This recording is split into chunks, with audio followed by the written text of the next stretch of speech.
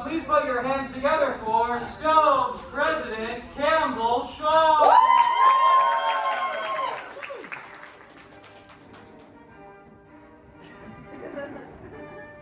It's the Imperial March, Max? Yeah.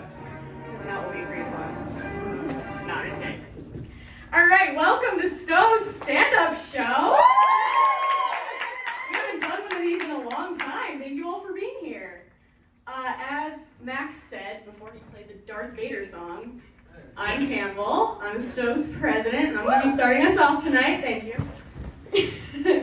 And yeah, so it's just going to be stand-up. We're going to have quite a few of us do stand-up, and it's going to be a good time. All right, are you ready? Woo! Yeah! Yeah, all right.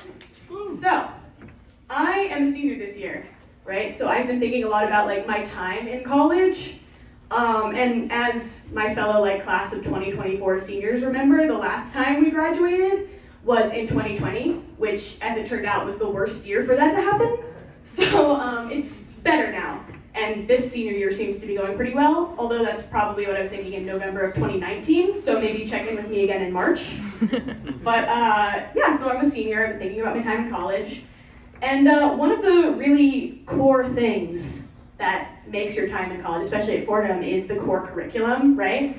And what would you say is the worst part of core? Like what requirements specifically? Language. Everyone knows. It's the language requirement. It's the worst one. It's bullshit. I took Spanish from kindergarten through high school, but I still had to do 2 years of college Spanish, which is some liberal ass bullshit. But yeah, and it turns out that a hatred of the language requirement runs in my family. Like I found out a couple of years ago that my dad, who went to the University of South Florida, go Bulls, the reason that he has his degree from the State University of New York is because when USF told him that he needed one more French requirement, like one more French credit in order to graduate, he decided that instead of taking one more French class, he was going to transfer all of his credits to a school where he had never been, just to avoid that one class. And it worked. Like, that's where his degree is from. But the craziest part is that 20 years later, USF reached out and was like, hey, why did you never get your degree from here? Like, what happened? And when he told them, they were like, oh my God, don't even worry about it. Here, you can have one from USF too. So now he's doing bachelor's degrees. All right, well, that's that story. Stop laughing so hard, guys. No. But another defining piece of the college experience is dating, right? And I've found that people have a lot of different points of view on dating in college, a lot of different attitudes toward it. For example, I started dating my boyfriend my sophomore year because I was like, I want a relationship and I'm in a good place and blah, blah, blah. But my roommate, Jasmine, did not share the same attitude. And she told me, Campbell, you make this man so happy, all I want to do is cause a man pain. Jasmine. Yeah, I learned a lot from Jasmine. This is actually my 3rd year living with her. Just too many years to live with someone. Damn. No, no, it's my 3rd year living with her. I've learned a lot from her, mostly about bullfighting and gory deaths in bullfighting, but also about dating, even though she never takes my dating advice, which is to join Stoves. Find yourself a Stoves man, because that's what worked for me. But I guess she's also given me some dating advice. I've learned a lot from her. For example, the cookie plan is something that she does every time she goes on a first date. Thank you for that. Every time she goes on a first date with someone, she bakes them cookies. And this started our sophomore year when she was kind of nervous about just starting a conversation on a first date, because that's the most awkward part, is the first 30 seconds where you're like, come on into my apartment, I guess. This is my roommate. And so we decided that it would be a good idea if we just made cookies so that the first part of the conversation could be like, oh my God, we just made cookies. What are the chances? Do you want one? Come on in. And that worked, right? It worked for the first 30 seconds. But the problem with the cookie plan is that it only works for a few seconds. And then you have to actually have a conversation with the guy. And Jasmine took that as an opportunity to start asking questions like, are you a vegan? And I hope not, because that's a deal breaker for me. That's true, it's a deal breaker for Jasmine. But So the conversation actually has to start, and then you actually have to go on the date, right? And as they were going to the Met, that was the whole thing. They were going to go to the Met, and oh, cute first date. But as they were leaving, Jasmine reached out to fist bump me, acting like it's something we did every time one of us left the room, which it was something we'd never ever done before, but she just reached out to fist bump me, which prompted me to say something that made her hate me to this day, which was, have fun, you crazy kids. We still talk about it. No, I said, have fun, you crazy kids. But as it turned out, the crazy kids, they did not have fun.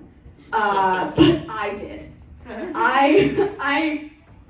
I secretly went on the date, you know, women, right? I was behind her and I was like making sure he didn't try anything funny.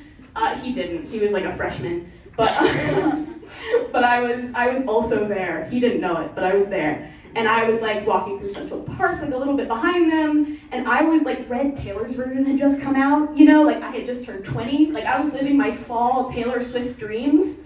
But a few steps ahead of me, Jasmine was like being forced to pay for her date's ticket to the Met, because like when they called them forward, he just like stood there. You know that move where you just stand there and you just let your date go and pay for you?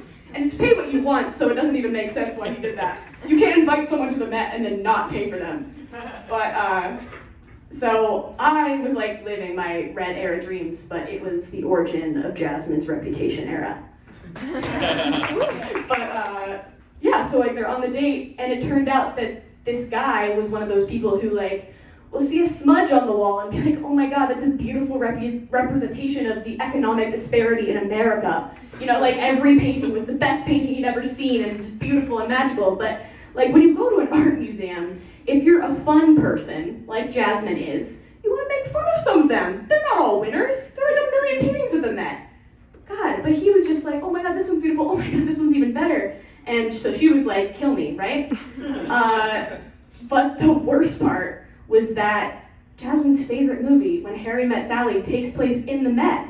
So Jasmine was like, oh my God, this is my When Harry Met Sally moment. Like, let's go to the Egypt room, just like they do in the movie. And as she's like telling him all about it, and like, oh, like this is when Harry tells Sally this joke, and like this is my favorite joke in the movie. He's just like still like figuring out what the exit sign like really means artistically, you know? But yeah. So I guess it just goes to show that Jasmine should always take my advice, and she should have just joined Stoves and found herself a funny man, because at least he would have listened to her jokes and made fun of shitty paintings with her. Thank you. Yeah. Woo! All right, thank you very much. One down. Okay, next up, we have our very own Sigi, someone who once took a Be Real with Bo and Yang. Oh. Let's hear it for Sigi.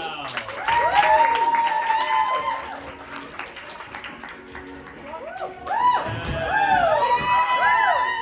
I've actually also taken Be Reals with Leah Michelle, so bitch can't read, but bitch can take a Be Real, that's for sure. Hi, my name is spelled S-I-G-I, which means good luck pronouncing it in Hebrew. Yeah, I'm Jewish. It's a weird time to be Jewish right now. There's a war, and because of the war, there's some anti-Semitism, but I don't think the anti-Semitism necessarily is directly from the war. I think it's from the influencers. Because if I see another influencer named Hannah with honey brown oat milk latte hair and Hailey Bieber glazed nails in her town car say she's scared for her life, yeah, sorry girl, the violence is gonna come from inside the community. Yeah, it's hard to be Jewish. It's hard to be Jewish and 5'7", because the average height of a Jewish man is 5'7". And you know, I don't have a problem with dating guys that are like my height or shorter than me even, but it's just, personally, I would prefer for a guy to have a larger waistband than me. Because it gets a little awkward. Sorry, if I can't fit into your jeans, it's not gonna work out. But, so I've been doing some calculations. I looked this up in the Torah. It's true, I went to Hebrew school. I taught at a Hebrew school, so it's in the Torah. You can look it up, Leviticus 69. There are 3 Jewish men in this world who are taller than 5'7", and when I'm in my boots, I'm 5'9". So there are 3 Jewish men taller than 5'9" in this world that I can date. Okay, ready? I have their names. Again, it's in the Torah. Look it up. Their names are Jake Gyllenhaal, Ansel Elgort, and Armie Hammer. So for those of you who don't know who those people are, it is a man who once dated Taylor Swift. Woo, Swifties! He gave us all too well 10 minutes version. That's a beautiful gift to the community. A pedo, or a cannibal. And you know what, like, I'm not saying much, but like, let's play Would You Rather. Okay, would you rather? Would you rather take a man who has an HBO show still, and still has rich parents, a man who has a private island, but might fight, but like, that could be hot in bed, right?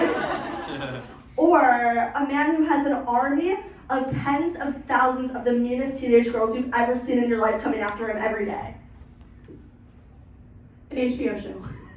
I think one who bites. But yeah, it's hard to date right now. Anyone else trying to date men? I mean, I'm trying to date both, but only men want me because, I don't know, maybe it's because I have curtain bangs and we're pink. It's hard to date men because there's 3 options for men in New York City. The first option is skater boys.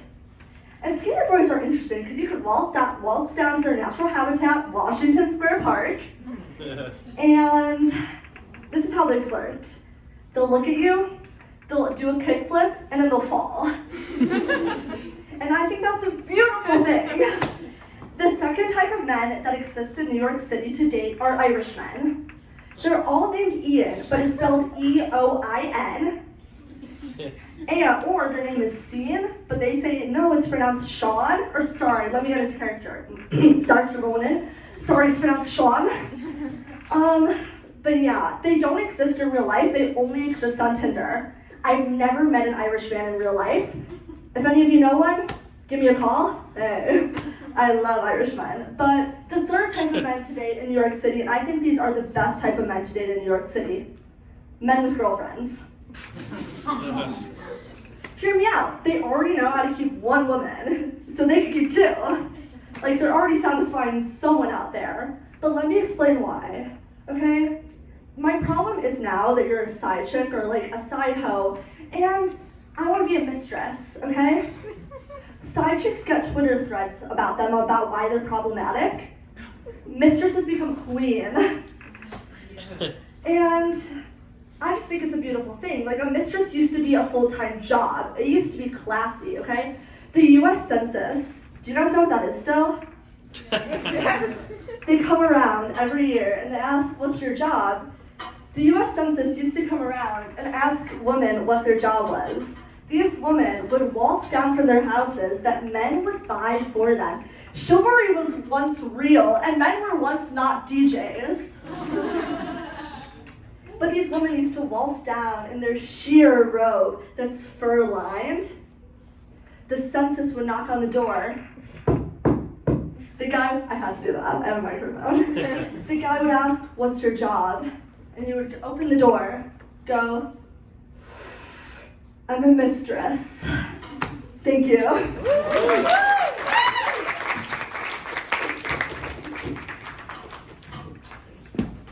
Yeah. All right. That was Sigi, everyone. Right, still that, am I right? Next up, we have my least favorite member of Stoves. I'm just kidding. It's Sarah Smith, everybody.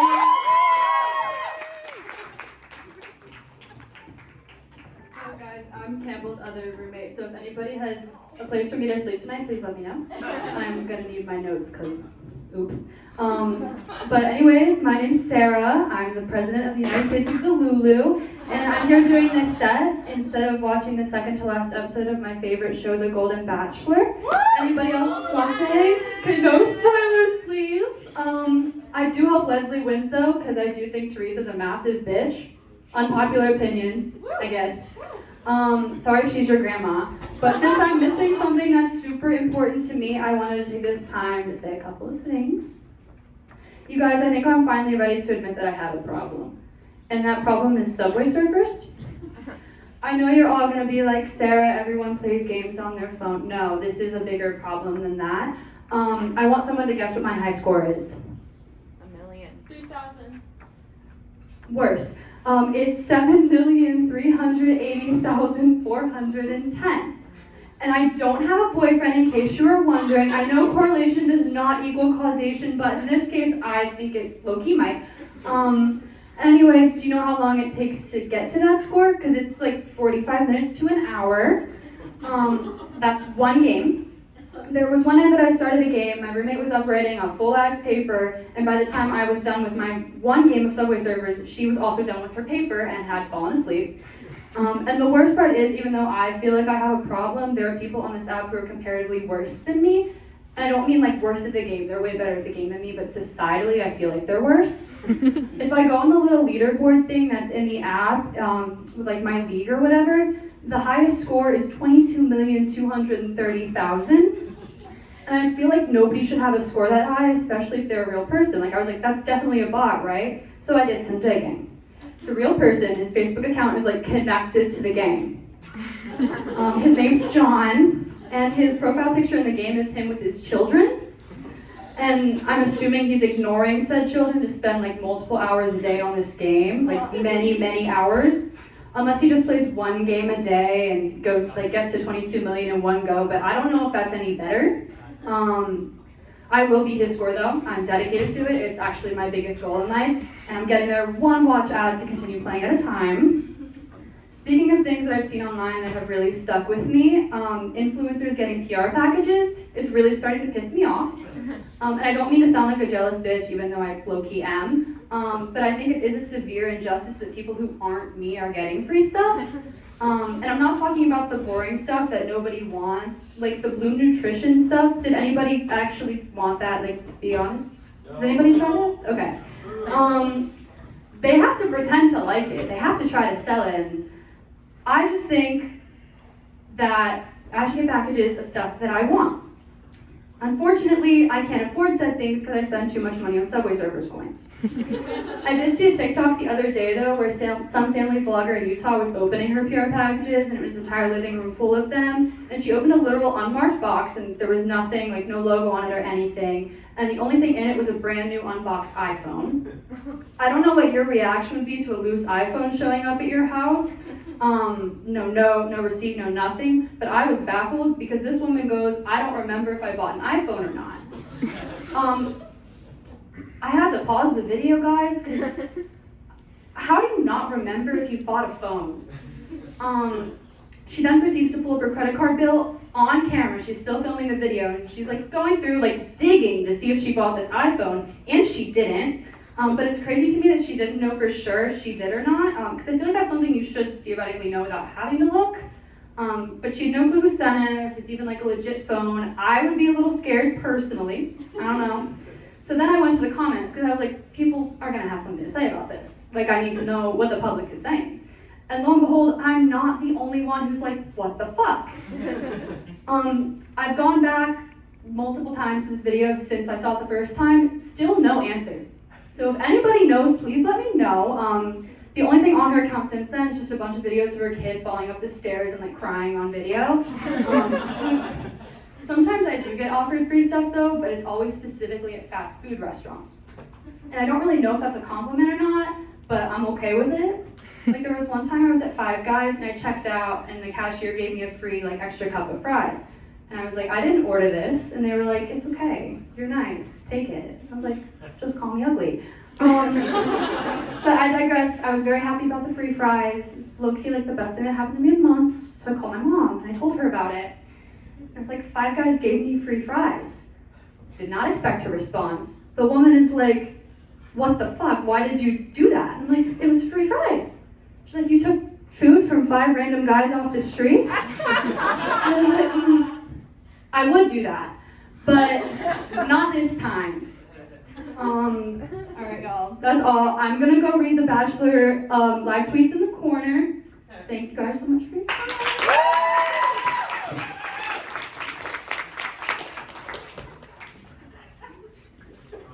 Yay, Sarah! Yay! All right, now our very own secretary. resident woman in STEM. Warning, this is a little bit graphic. If you're squeamish, it's kind of a lot. I won't provide any more context for Josi Oz!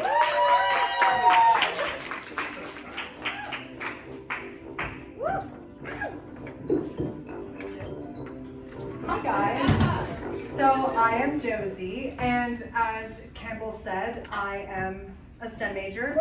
Clearly you can tell I'm a artist, performing artist, whatever the hell you want to call it, but it's not always obvious that I am also a STEM major.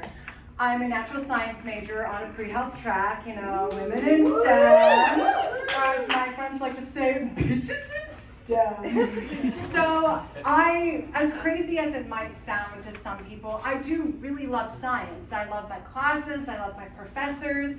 As difficult as my classes may be, I'm a science nerd. Unfortunately though, my freshman year was over Zoom, as I'm sure a lot of you experienced something similar.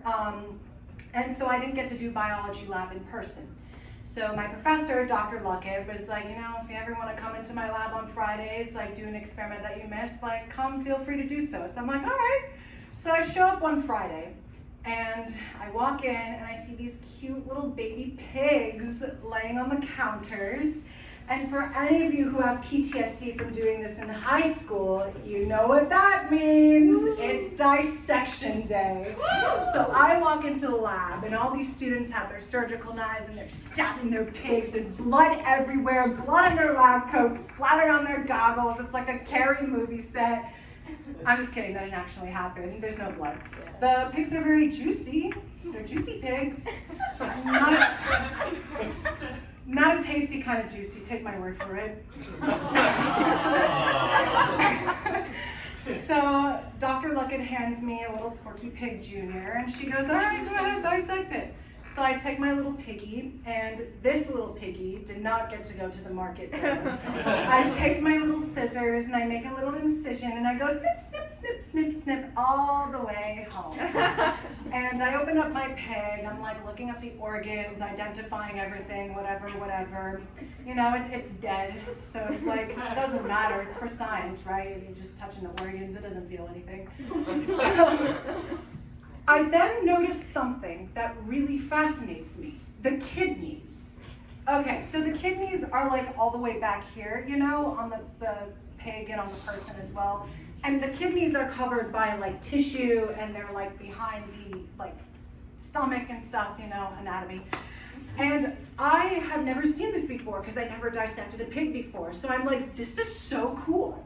So I take my surgical knife and I'm like about to go in there. I'm about to slice that fucking kidney out, like massage it, get it out there. And my professor walks by and she goes, what are you doing? And I'm like, can I cut out the kidneys, please? Can I cut out the kidneys? And she's like, no, you have to follow the format of the class. And I'm like, fine. So I do what the rest of the class is doing. I like keep cutting open the pig and I'm like looking at the umbilical vein and the heart and whatever. But then the kidneys catch my eye again. And I have to get those fucking kidneys out. It's my mission. And I grab my surgical knife and I'm like about to go back in. Like everyone else is done doing what they're supposed to do. I'm done doing what I'm supposed to do. So she comes back and I'm like, no, can I cut the kidneys? Please. And she's like, fine. So I go in there, slice, massage, and then I successfully get the kidneys out. And they're like these cute little lima beans. They're like so tiny because it's like a baby pig. And except, problem is, class is over. We have to put our pigs away. So I look at my little Peppa, and I'm like, what do I do with these kidneys? And I'm like, you know what? I'm just gonna leave them hanging. Why bother putting them back in? So I leave the kidneys hanging outside of the pig and I put little Miss Piggy back into the plastic baggie and I give the pig to my professor, Dr. Luckett, and she sees the kidneys are hanging out and she's just like, Josi, what did you do? And as I mentioned earlier, not only am I a scientist, I'm also an artist. And I said to Dr. Luckett, you know, I just had a creative vision. And when I have a creative vision, I just have to follow through with it. You know, I am convinced that I created a masterpiece. Like, I think my pig is on the same level as Starry Night or The Birth of Venus or, you know, The Scream. So I realized that by saying this, I probably sound like a serial killer or like Hannibal Lecter, cannibal, whatever.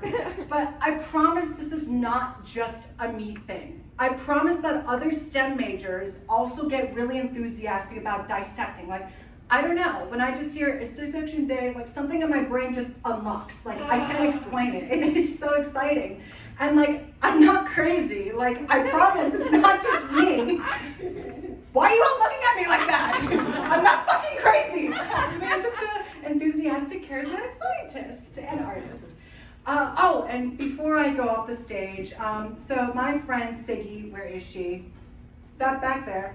So Sigi was actually telling a joke the other day about how she happens to befriend problematic people who get arrested. And she has like, I'm pretty sure 2 of her friends like got arrested for like killing someone or something. I think one of them killed their father. And she was joking, and so she was like joking, saying like, I wonder who my next problematic friend is going to be to get arrested. So yeah, when you find that out, let me know, because I'm genuinely curious. What did you do with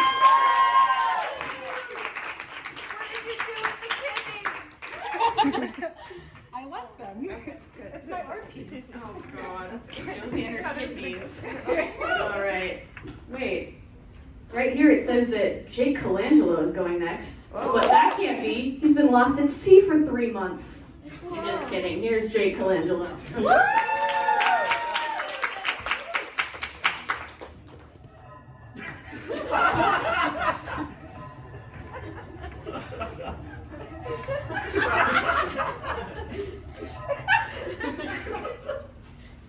Hey, I'm Jake. There's no easy way to say this, but you know, I'm a friend of Dorothy. I'm a sensitive guy. I bat for the other team. I got that dog in me. If I played football, I'd be a kicker. Oh, but if I played sports, I would play tennis. I am Joe Biden. I'm in touch with my feminine side. I go to Fordham Lincoln Center. I'm gay. I'm bisexual, really. But that is to say that I'm queer, and my queerness is to say that this set will contain talk of homophobia. So if you're straight and that bothers you, buzz off. So I grew up in a pretty small town, and I say I grew up in a pretty small town because there's people who go to Fordham who say that they grew up in a pretty small town, or they grew up in a small town and they went to high school with farm animals. Now, I did go to high school with farm animals. My hometown doesn't have a high school, and I live about 40 minutes away from emergency medical attention. So it's homophobic there. Anyways, in 8th grade, I took a BuzzFeed quiz, and I found out that I liked men. But unfortunately, I really didn't know what the word gay meant. I never known a gay person. I had no clue what to make of my identity. Luckily, that was the year that the Queer Eye reboot came out. And like the angel Gabriel unto the Virgin Mary, Queer Eye did bestow upon me a queer identity. Befit of Netflix marketing. Freshman year, I rolled up to high school in a floral print V-neck t-shirt, French tucked into my white denim skinny jeans. I was dressed so gay that it was homophobic. And when people saw me, they knew that I was gay, and there's nothing offensive about that assumption if you're right, but when straight people think that you're queer, they aren't content just to wonder. They want to know for sure, so they will do this thing that they will ask you very directly, "Hey Jake, are you gay?" But I was closeted, so I would say, "Me? No." I think they knew. Straight straight people also do this thing called violence against queer people. But this next story, it's better communicated as a series of images and noises. So interior, high school, day, myself, positioned at the distant end of a locker room. I'm changing out of a sweater from Aeropostale.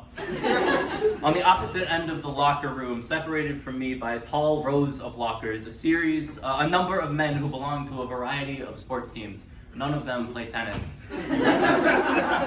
Suddenly, a man's shout rings out. You can guess what he said. It rhymes with... He called me a faggot. Alongside the first, another man tossing a baseball cleat like a Spartan throwing a spear, and we watched the cleat as it lofts high over the lockers, and I simultaneously, myself, oblivious to the incoming projectile, kneeling down to tie my sneaker, and as I tighten the laces on my shoe, the hurtling cleat slams into the lockers above my head. It was very loud. I was very quiet. Didn't move. I didn't say a word. Now, the offending men were placed into something of a pickle. Their attack may have worked too well. Should we check on him? He has my shoe. Thank you.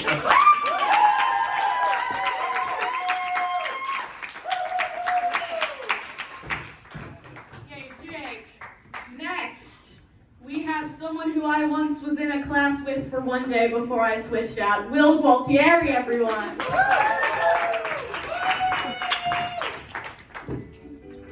Hi, everyone. My name's Will, and to get started tonight, I wanted to tell you a couple things about myself, just before I get into any of my jokes and bits here.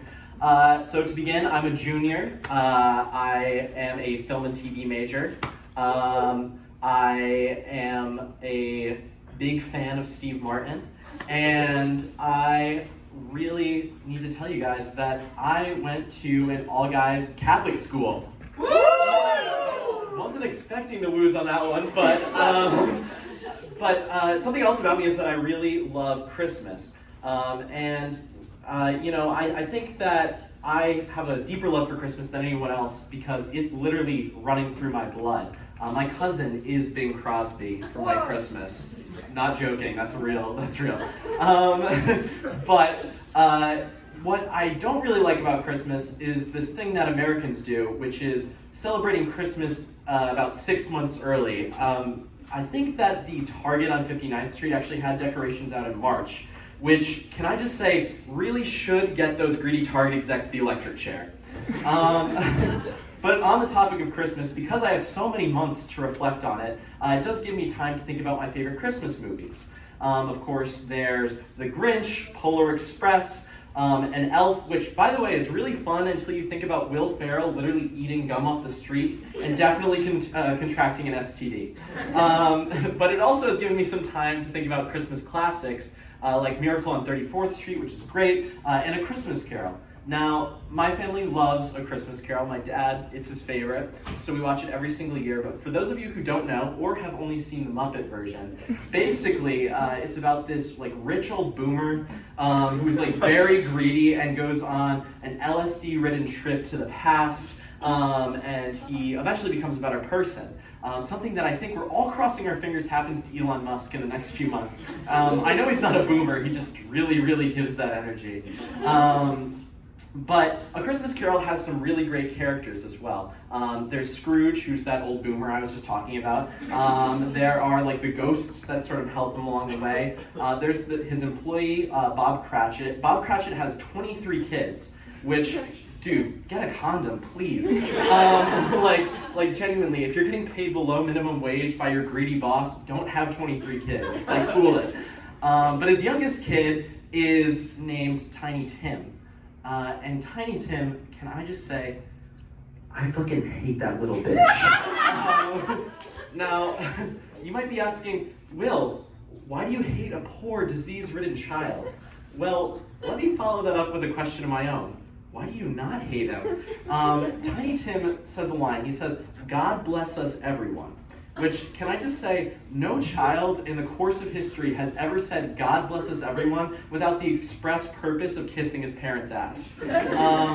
My beating theory on it is that Tiny Tim is sort of the Victorian equivalent to the iPad kid today. Because there's no way that Tiny Tim wouldn't have an iPad, be playing Fortnite on it, and subscribing to Mr. Beast content. I think maybe that means that my hatred for Tiny Tim sort of comes from a place of like resentment more than anything else, because I personally wasn't allowed to have electronics till I was 12. So something about him just getting his greasy little paws on an iPad before high school just really grinds my gears. But you know, needless to say, I really want to take Tiny Tim's tiny little crutch that he carries around and kick the shit out of him.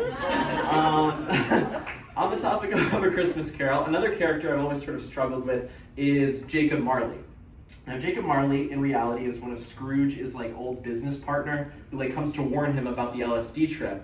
But in my head, somewhere like the lines got crossed, and I confused Jacob Marley with reggae legend Bob Marley. So in my head, I was always expecting Bob Marley to come out and with a Rastafarian accent, ask Scrooge to pass the doobie and say something like "Jamaican Me Christmas," which, can I just say, would only improve A Christmas Carol. And it also sort of like led to me thinking, like, what other like classic literary stories could be improved with like a little funk added to them, you know? like no one can say that they don't want to see It's a Wonderful Life and like add in Justin Bieber's cover of A Little Drummer Boy, or better yet, something like A Catcher in the Rye, and you know, integrate in the sublime musical country stylings of Morgan Wallen. Like, come on. On the topic of white trash, I was on the Ram Van the other day, and I was looking ahead at the car in front of me, and I saw a sticker that said, "I'm Catholic and I vote." Which, first can I say, nobody asked. I'm Catholic, and I know that most of our country's problems could probably be solved if we weren't voting.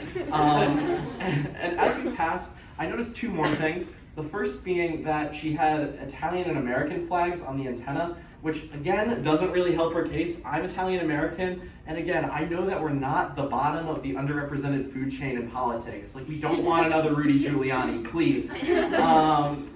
And second, the driver had this giant tub of sour cream and onion Pringles and was just going to town on them. She really gave me like middle-aged soccer mom energy, you know?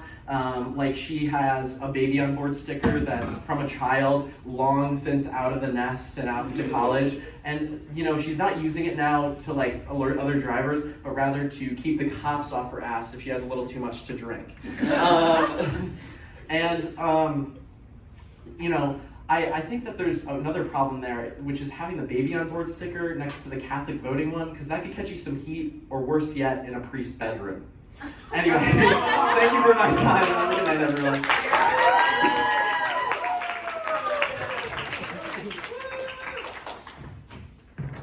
Oh, well, the Rudy Giuliani of stoves. That's what we call him. No. So next we have someone who asked me to introduce him as the one with the girlfriend who's very beautiful and does exist, Davin Shim!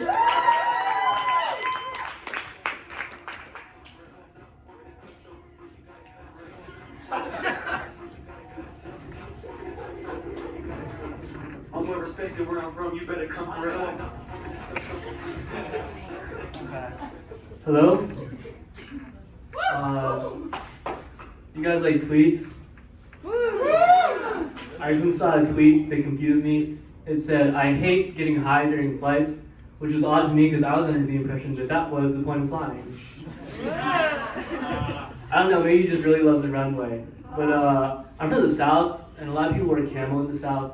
I like wearing camo because normally I look like I'm a pussy. But when I wear camo, it's like I'm a pussy in the forest.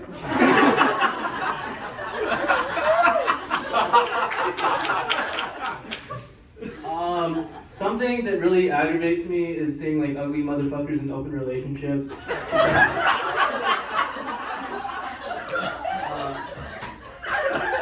Like, was ruining one person's life not enough? However, I do fuck with it when it's like a bunch of ugly people in a polyamorous situation. Because it's like, oh, you guys have the well-being to quarantine from the rest of us.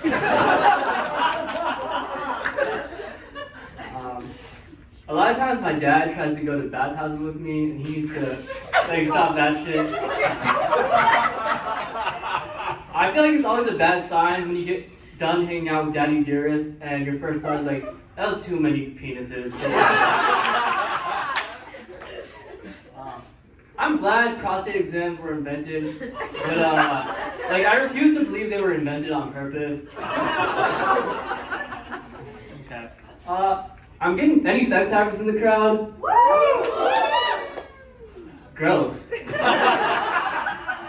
I'm practicing a special type of celibacy right now where I'm not having sex until someone asks me very nicely. But it's weird because I'm getting to the age where like people I grew up with are doing like adult things, like they're having sex and they're joining, like it's like dudes I grew up with are joining the military. I've never felt that safe.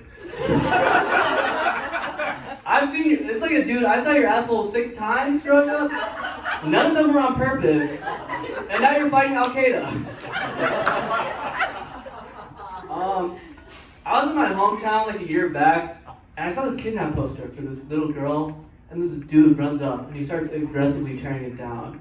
And my first thought was like, oh my god, they found her. I hope. They either found her, it was 2 possibilities. They either found her or that dude was definitely the kidnapper. Either way, I wasn't digging further into it because he was clearly fucking impeccable at his job. I was not trying to be next. Like, he was putting in overtime. There's a lot of crime in New York, though. I recently downloaded the Citizen app. Do you guys have that? It like tells you when crime's going on. I got a notification recently. It said, registered sex offender in your area 600 feet away. Bro, in my area? Bro, he's in my fucking apartment. What the hell? And then I clicked on the notification, and they had a picture of him, but they just chose not to show me. I don't know why they felt the need to throw me a cliffhanger with that one. Let's see. I used to play soccer growing up. I was a goalie, but then they started kicking the ball hard as fuck, so. I see a lot of people with pet leeches, and I don't fuck with leeches, but I do get it because as a man I have always wanted to breastfeed, and I feel like that's the best. Speaking of, anyone free bleeding in the house tonight? I'm in a bad place mentally. My girlfriend just told me how pads work. I thought you stuck them like directly onto the bleeding part, which is between your legs. Apparently not. And then when she was trying to explain it to me, she was like, well, how do you think Band-Aids work? And I said, oh, you stick them on your body like a normal person. Let's see.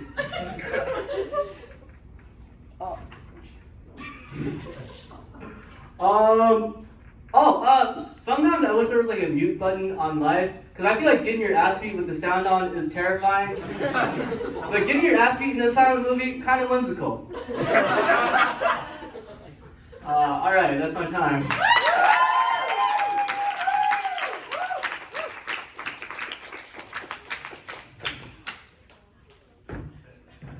That was Davin. Good job, Davin. Okay, next up, we have our most senior member of Stoves. Oh. And not like oldest, although maybe tied with Max. 2 weeks. Okay, guys, there's a 2-week difference, but this is Juliana and Stella, everyone.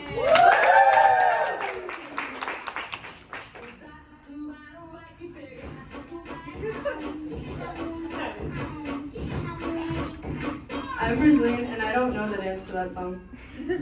I know. But TikTok, right? You know that sound that's like, I started saying, as a joke. I don't know what that's gonna use. As a joke. But bro, I don't think it's a joke anymore. You guys know that sound? So that's me learning American things. So I'm a Brazilian American white girl. On paper. Because for real, I'm a Brazilian white girl catfishing as an American white girl. Like I got the citizenship, but none of the culture. I didn't grow up here, but I'm learning so much.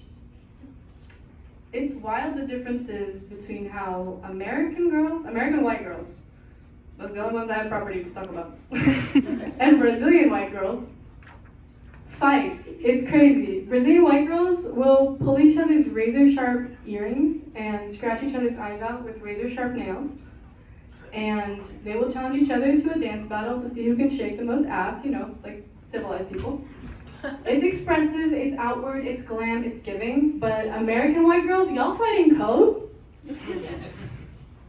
I love it though. It's like, you're so pretty. I want to shit myself when people say that. I love those shoes. You know what's funny? And it's never funny. But you need to decode it. But my American white girl roommate, my American white girl Yoda is my roommate, Melissa. She helps me decode these things. It's very necessary. She helps me decode these things basically by telling stories. So there's this one time she pulled up to a party with this guy called Michael. White name. His name's not Michael, but Michael's just a white name. Michael's basically tall, blonde, cheekbony, Wattpad, you know, the type. And like all due respect. But when they pull up, there's this like clump of Roseville girls. And they clock Wattpad boy immediately and move in unison to his direction.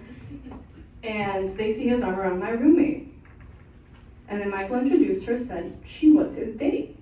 And then Michael died. I'm kidding. But they look Melissa in the eye and they say, OMG, you're so pretty. Which seems harmless on paper, but can make you shit yourself when you know what it means. Melissa explained it to me. OMG, you're so pretty means you possess that which I covet. No, I love your outfit. You dip transgress across these treacherous waters. You make such a cute couple. Be her alive or be her dead, I'll grind your bones to make my bread. So I'm learning new things. But seriously though, like there's a lot of white people in Brazil, there's a lot of all sorts of people in Brazil, but do you know what it's like to be Brazilian and not be able to get a pen? Don't laugh, it's sad. One laugh equals one sunbum for me. But there's 3 people in Brazil who can't get tens, and it's me, my dad, and Christ the Redeemer. It's really sad. My dad, he's Brazilian white guy. He's a Brazilian white girl, TBH. But he brought my American mom to the beaches in Brazil, and like while she gets home looking like a caramel apple, like a pumpkin spice latte, like pan, he gets home looking like a shrimp, and I can say that because the same happens to me. But my mom, like, it's really ridiculous because my mom has like Irish grandma, like her 23andMe is crazy. It's like translucent. It's like Irish grandma from Oklahoma, Norwegian grandma from Minnesota. She's like Scandinavian Saoirse Ronan, and she gets home looking like her Uggs. And my dad is just like Casper the Friendly Red Skull, like I guide others to a treasure I cannot possess. So my dad is a white girl. And it's funny because he sounds like a Brazilian white girl, and it's really easy to sound like a Brazilian white girl. So like you guys know the Brazilian accent, it's like we take a lot of like American words and just make it funky. Like Facebook is like Facebook, and it's like I can none of these. My boyfriend bullies me for talking the way I do. It's discriminatory. But my dad started saying, just like talking to me, like wanting to hype me up, my outfits. He's a feminist. He likes saying like Brazilian, like American words, but in a Brazilian accent. So he'll just say like the makeup. He says the make it. Let's do a little audience participation. So how he would say the look is, well done. He's like, are you going to the shopping mall? No, he says, are you going to the shopping mall? He just dropped the last word of that. But these are all things my dad says, and he started saying them as a joke, but bro, I don't think it's a joke anymore. Thank you.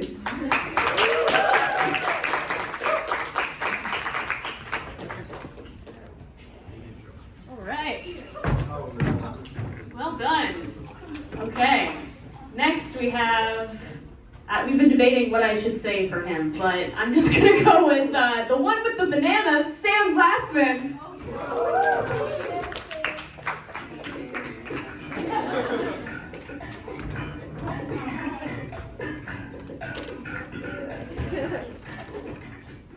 Last week, I went up to a guy at the urinal and said, "Are you gonna drink that?" I've been finding the subway too unpredictable. I don't care how well you dance. If you bust a move, I'm getting the fuck out. But sometimes you really can't escape it.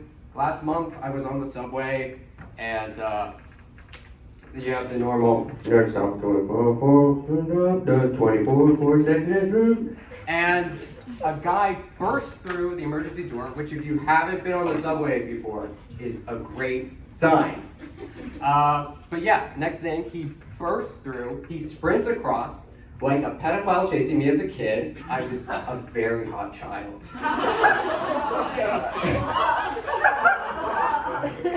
Now, once he gets through, not 10 seconds later, the train stops, and the conductor gets on the line, and all you hear is, "Ah!" Which normally doesn't happen. Not one person blinks, though. I thought I was dead. But then the train starts moving again, and I didn't think I was dead anymore, but I was sure I was going to die, because I had no idea who was driving it. You know, like it gets you thinking like all about your life accomplishments, and all I could think of was hot dog eating competitions. Watching them, you know, it's a lot harder to watch them than it is to participate. Watching those, it's harder to watch those things. It's harder to watch those things and things than it is to participate. I deserve a medal for seeing those guys down those dogs like good dick. There was a recent Jewish holiday, Sukkot. What makes it different from other Jewish holidays is the religious guys come out of the woodwork and try to get every Jew to participate in the ritual. But this isn't even one of the ones where God is trying to kill the Jews. It's just about wandering around in the desert for 40 years, which I gotta say they need a better realtor than that. You basically have these branches, and it's sort of like those branches that they have for those massages, but instead of hitting middle-aged white women, you're hitting God. So last year, I was sort of done with it. But they have that spidey sense. So one of those guys comes up to me and they ask, "Are you Jewish?" And I say, "No." I thought I was in the clear. But then they ask, "Are you sure?" So I bolt down the street. First instinct, I run into a McDonald's. First instinct, I run into a McDonald's. It's not kosher. It's basically like a magic salt circle for religious Jews. They're banging on the door, yelling, screaming. Their faces and arms are melting off. Eventually they pick up and leave. They already took my foreskin. What else more do they need? But they saw right through me from the start. It's a good thing that those Nazis hired them to find Jews. They're really good at it. So what's the deal with tow trucks?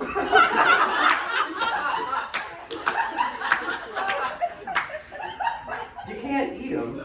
You can't stick them up your ass. And if there's a third option, I don't want it. As someone who's probably gonna be bald someday, I really see that the bald community isn't taking advantage of their opportunities. Why are they pouring flavored syrup on their heads and licking it off? I mean, you gather around all your friends and you take turns licking the head of the bald person. Whoever guesses the right flavor gets to lick the head clean. Salted caramel? You got it. Okay. So, a little on my dating. I like to date women that hate me. I mean, it's not a kink or anything. I think it's just good to have something in common. In the past, I've typically dated bisexual women. You know, it's good to know that you're definitely the reason they went back to women. But yeah, I don't think I'm very picky. You know, good sense of humor. You know, smarter than me. I guess the only thing I would like to avoid is if you look like my mom. It's a goal. It's a big fear of mine in my life to fulfill the Oedipus prophecy. Killing my dad and banging my mom aren't on my 5-year vision board. But you know, I think I've been pretty good about it. You know, I actually met someone new. I'm really excited about it. You know, she's from my neighborhood, and I think we have a lot in common. I guess she's my sister, but I don't think Troy has a problem with that. So I told my mom that joke, and well, does anyone have a spare couch? Thank you.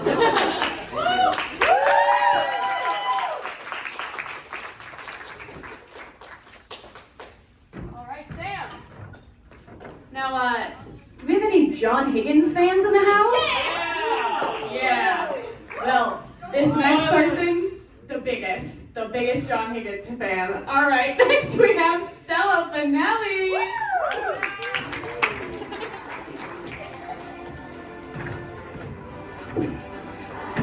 Well, that's a funny song because they put me at the end with all the men. Yeah. Did any of you ever do anything or think anything like really stupid when you were a kid and now you look back and you're just like, why? Yeah, okay. Well, when I was younger, so I have an astigmatism in my eyes, and when I was younger, I thought what I had was astigmatism. Like the A was the article, and what I had was astigmatism. But then I learned that it wasn't that, and I just learned that I was stupid.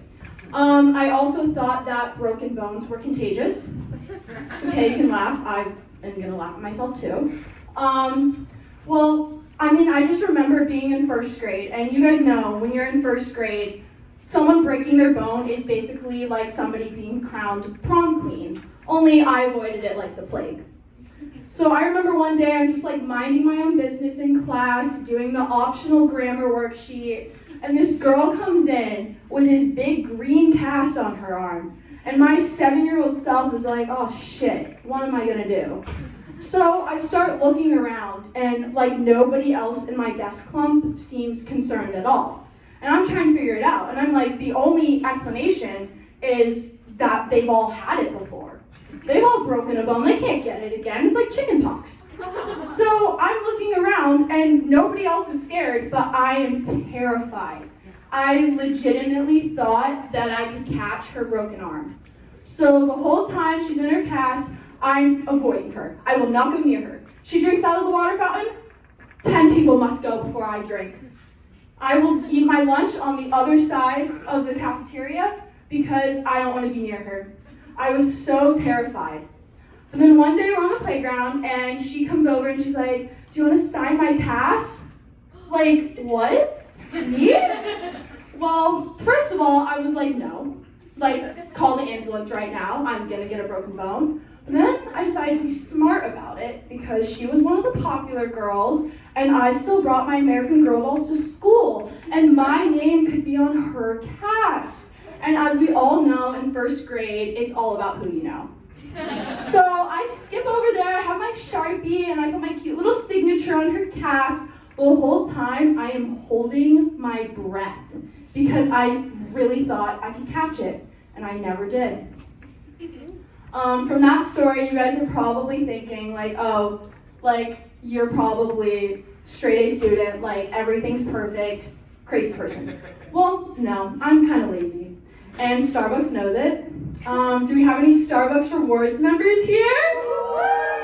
Yes, okay, well for you losers who aren't, the Starbucks Rewards program has little challenges that you can do to earn stars, and stars can get you free Starbucks. And for some reason, I've been noticing that the challenges do not seem to add up to, and kind of, they just don't equal out to the amount of stars that you get from them. So like the other day, I got a challenge that was like, order a latte 3 times, 25 stars. Starbucks. I love that you think I have money. Because a latte at Starbucks is like $7 now, like, or more. So 3 lattes at Starbucks, you're asking me to spend almost $25 for 25 stars. So then I get one that's like, order 1 time before 11 a.m., 75 stars. There must be something. You must have to order like $15 worth of stuff. No. You can go in there and order a $2 cake pop before 11 a.m., 75 stars. Spend $25 on overpriced lattes 3 times? Yeah, 25 stars. But get out of bed before 11 a.m., 75 stars. Just call me a pussy. Like, it's okay. And the thing is, they know I won't do it. But it's okay because they pretend they believe in me. And that's it, that's my time.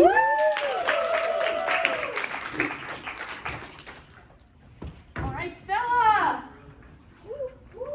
All right. You know, I've been thinking lately, Stoves is really a team.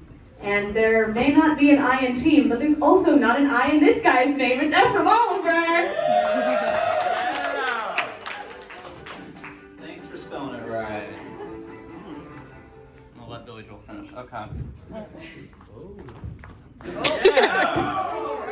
Alright guys, before we get started, I just want to see if anyone here is good with technology stuff. Raise your hand. Okay.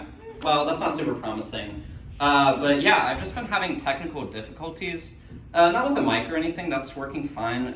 Just with my Hinge app. I'm not getting any matches. It's a weird glitch, I know.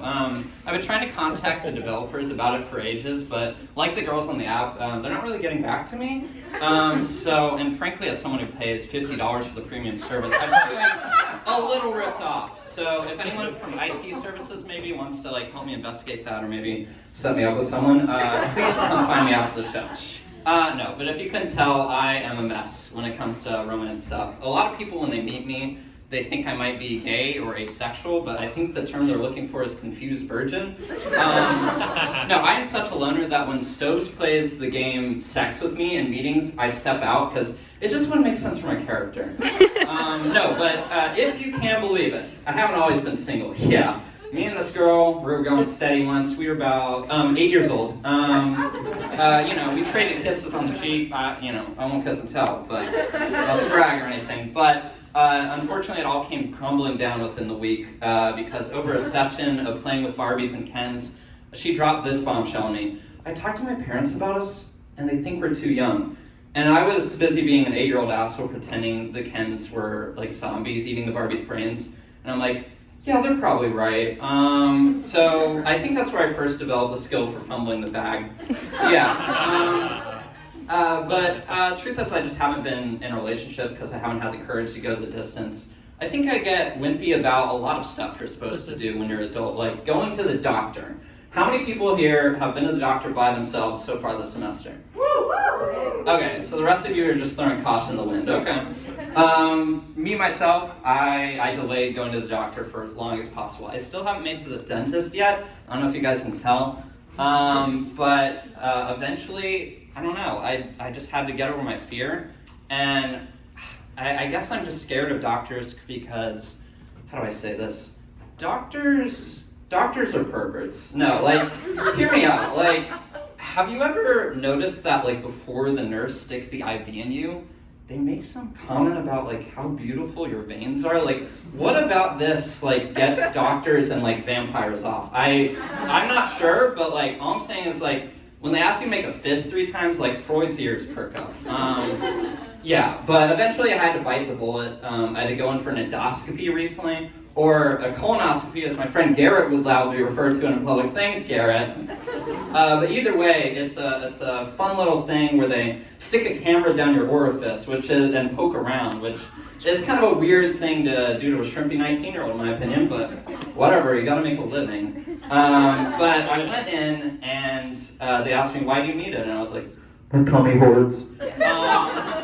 And they're like, "Okay, we'll do some scans." So this nurse comes in, holding up this flimsy, slutty little backless gown made of this thin blue paper material, and she says, "I'll step out while I change into this."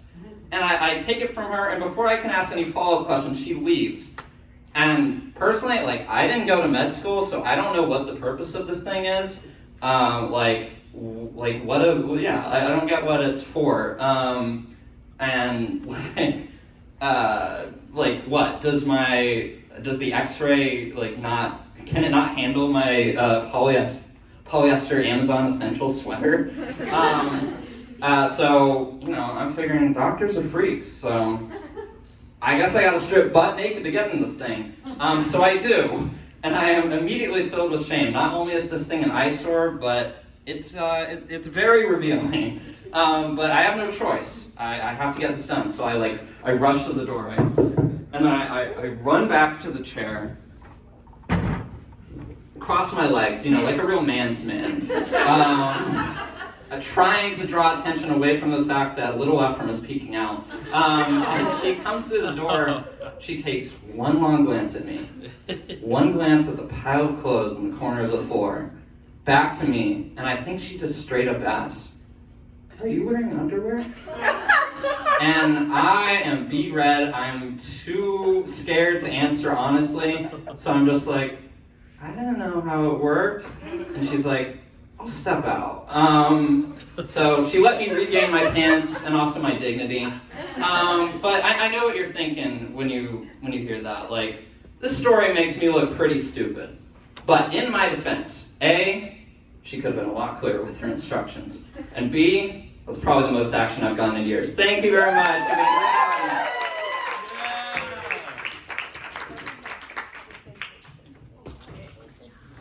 great audience. Guys, this is our last person. Aww, Thank you guys. For those of you wooing, relax, okay? It hasn't been that bad. But yeah, we're very excited. He is our headliner. Hey. Coming all the way from Rose Hill. It's Henry Tremblay!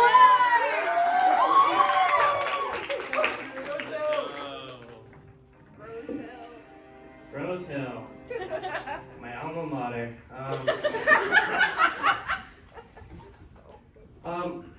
Women be shopping.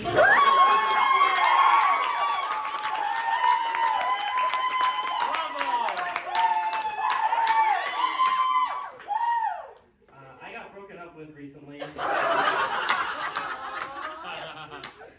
When you go through a breakup, some people learn things about themselves. Some people learn that they're too clingy. Some people learn that they're too jealous.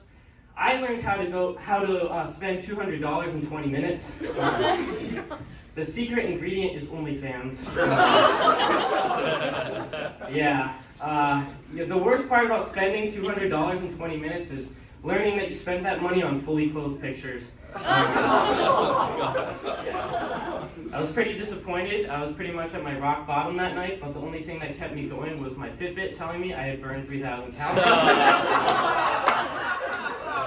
And I'd run 3 miles, all from my bedroom. My mom came in the next morning and was like, "Henry, some degenerate hacked into your credit card, spent $200 on OnlyFans." Now, I had a choice because I could have told my mom that I was the one that did that. But on the other hand, I did not want my mom to know that her little champion had spent $200 on softcore.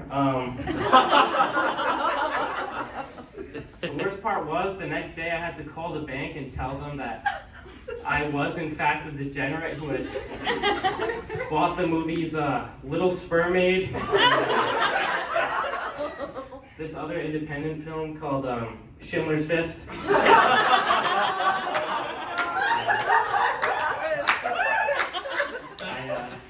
I do need a girlfriend.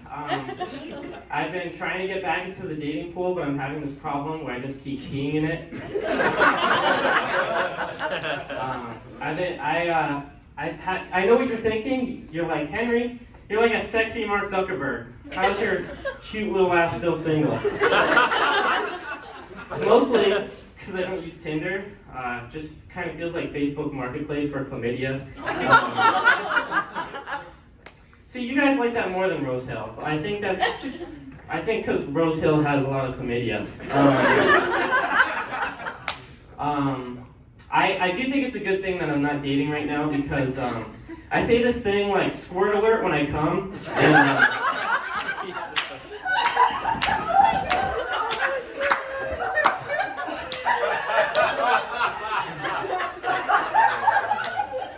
I've been told that's not husband material.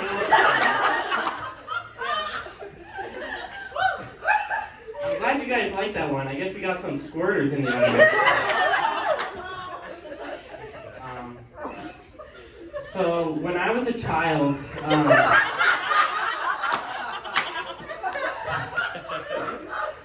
I really liked getting piggyback rides. Piggyback rides are pretty cool, but you only get them at one point in your life.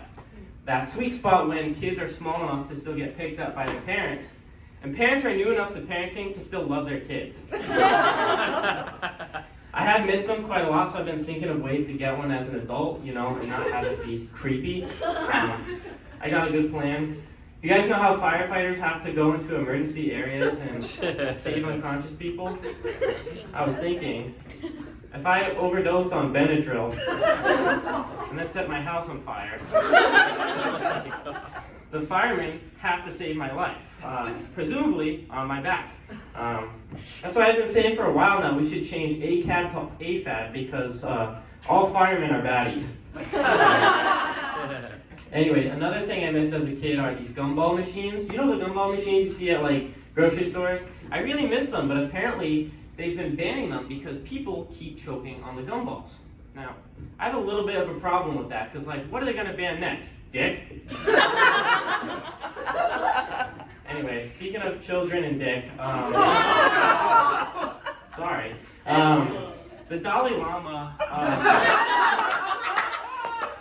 recently got in trouble because he was caught kissing a boy with tongue on camera. Pretty gross, right? Pretty despicable. But, I mean, come on, can't get too mad at the guy, you know? He's a religious leader. You know, we're judging him thinking he's not a good person, but he could be a very good person. It's just, unfortunately for that little boy, he's an even better kisser. What? It could be worse. I mean, the Catholic Church is looking at him and saying, what? One boy kiss? What are these, rookie numbers? I mean, these are the same people who worship the Virgin Mary because she's their type. 16.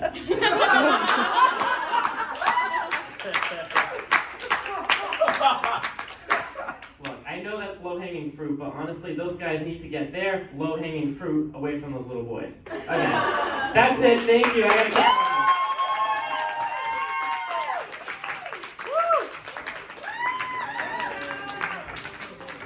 All right, Henry, worth the wait. Oh my God, again. Thank you guys for coming. This was great. We have Ben Stowe's Cabin Crew. Our next show is December 8th, and don't worry, because there will be improv and not just stand-up. All right, we'll see you there. Thank you, guys.